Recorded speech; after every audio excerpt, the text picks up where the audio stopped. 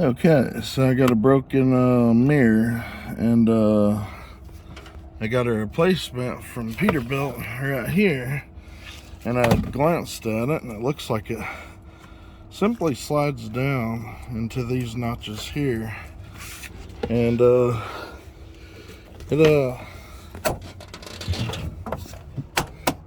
took me a second to figure it out, but you basically, with a control switch, make your mirror kick out like this so that this edge is sticking all the way out. Then you grab it and just pull it upward, and then it comes right off. And you can put the new mirror.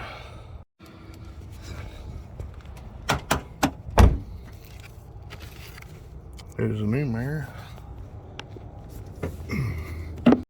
Okay, and as far as wires go, the one with the label, I remember it was on this prong, so put them where they belong. And if you look at this, you know, it slides in under there. I don't know what. These channels slide in these notches though. See these notches? So I should put it gently but firmly, and then from the very top, push down. Surely it wasn't that easy. No, it's never that easy. Never. I think that's it. Yeah, that's it.